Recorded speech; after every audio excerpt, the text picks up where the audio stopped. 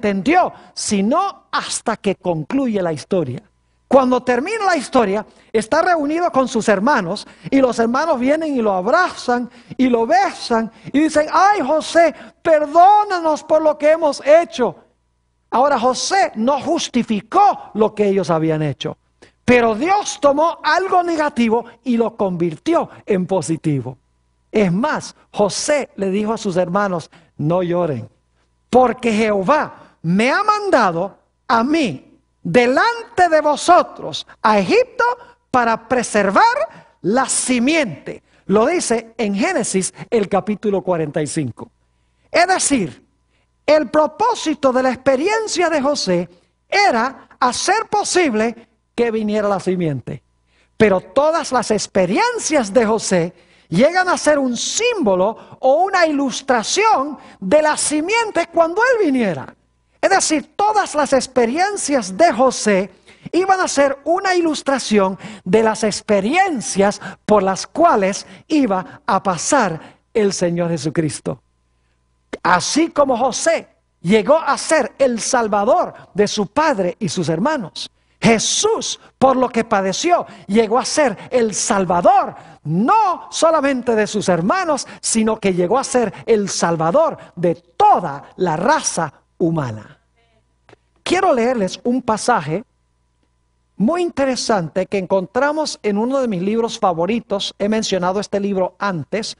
En realidad, para este seminario es el segundo libro de texto después de la Biblia, porque cubre básicamente las áreas de Génesis que estamos estudiando. El libro se llama Patriarcas y Profetas. Cada persona debe leer este libro. Es la historia del Antiguo Testamento desde la caída de Lucifer en el cielo, en pecado, del cual hemos hablado en un tema anterior, hasta los tiempos del rey Salomón. Es decir, cubre varios centenares de años de historia del pueblo de Israel. Esta autora tiene una cita, es un poco larga, pero donde ella hace el paralelo entre José y Jesús, conforme hemos hablado en nuestro tema de hoy. Quiero leer esta cita, se encuentra en las páginas 244 y 45. Dice así: la vida de José ilustra la vida de Cristo. Fue la envidia la que impulsó a los hermanos de José a venderlo como esclavo. Esperaban impedir que llegase a ser superior que ellos. Y cuando fue llevado a Egipto, se vanagloriaron de que ya no serían molestados con sus sueños y de que habían eliminado toda posibilidad de que estos se cumplieran. Pero su proceder fue contrarrestado por Dios, y Él lo hizo servir para cumplir el mismo acontecimiento que ellos estaban tratando de impedir.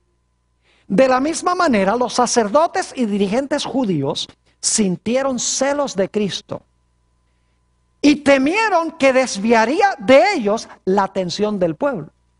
Le dieron muerte para impedir que llegase a ser rey, pero al obrar así, provocaron ese mismo resultado.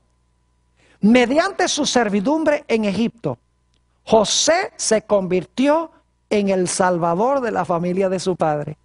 No obstante, este hecho no aminoró la culpa de sus hermanos.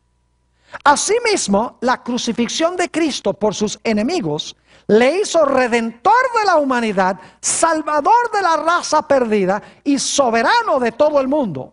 Pero el crimen de sus asesinos fue tan execrable como si la mano providencial de Dios no hubiese dirigido los acontecimientos para su propia gloria y para bien de los hombres. Así como José fue vendido a los paganos por sus propios hermanos, Cristo fue vendido a sus enemigos más enconados por uno de sus discípulos. José fue acusado falsamente y arrojado en una prisión por su virtud. Asimismo, Cristo fue menospreciado y rechazado porque su vida recta y abnegada reprendía el pecado. Y aunque no fue culpable de mal alguno, fue condenado por el testimonio de testigos falsos. La paciencia y mansedumbre de José bajo la injusticia y la opresión. El perdón que otorgó espontáneamente y su noble benevolencia para con sus hermanos inhumanos representaban la paciencia sin quejas del Salvador en medio de la malicia y el abuso de los impíos. Y su perdón que otorgó no solo a sus asesinos, sino también a todos los que se alleguen a él, confesando sus pecados y buscando perdón. Es decir, la vida de José es una ilustración de los diferentes aspectos de la vida de Cristo. En nuestro tema de hoy, comenzamos leyendo la historia que se encuentra en San Lucas, el capítulo 24. A donde habla de los dos discípulos que iban en camino a Emaús. Y ustedes recuerdan que el Señor Jesucristo los alcanzó y empezó a hablar con ellos y les dijo: oh insensatos y tardos de corazón para creer todo lo que los profetas han dicho. Y luego dice, comenzando desde Moisés, y Génesis fue escrito por Moisés, y a través de todos los profetas les declaraba en todas las escrituras lo que de él decían. Ahora, a mí me hubiera gustado saber qué pasajes de las Escrituras usó Jesús, pero es porque Jesús usó el Antiguo Testamento, obviamente, porque en ese tiempo, cuando los dos discípulos iban en camino a Emaús, no había Nuevo Testamento todavía.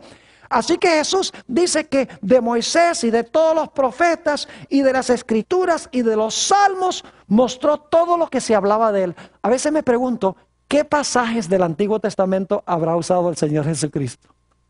Posiblemente, inclusive, usó la experiencia de José para ilustrar la misión que él iba a cumplir. No sé, posiblemente empleó la profecía de las 70 semanas, que da la fecha del bautismo y la fecha de la muerte del Mesías. Posiblemente se refirió a la profecía de Isaías 53, donde dice que en la mano del siervo serían las cosas de Jehová prosperadas, como con José, que todo lo que hacía en la casa de Potifar prosperaba como siervo. Puede ser que hubiera leído el Salmo 22 con estos dos discípulos que iban a Emaús. El Salmo 22 comienza diciendo: Dios mío, ¿por qué me has desamparado? Posiblemente el Señor Jesucristo les habló sobre el santuario, el sistema de sacrificios. Posiblemente les habló del sacrificio del Cordero. Puede ser que les haya hablado en cuanto a la Pascua, en cuanto a la fiesta del pan sin levadura, la fiesta de las primicias, porque él había resucitado como las primicias de los que durmieron en Jesús. ¿Saben ustedes que es trágico que muchos cristianos hoy en día dicen que el Antiguo Testamento era para los judíos? Es triste eso. Dice, nosotros somos cristianos del Nuevo Testamento, no somos cristianos del Antiguo Testamento. Saben que cometen el mismo error de los judíos de la época de Jesús. Porque los judíos de la época de Jesús querían ver el Antiguo, pero no estaban dispuestos a aceptar el Nuevo. Por el otro lado, los cristianos dicen que aceptan el Nuevo, pero en realidad están indispuestos de aceptar el Antiguo.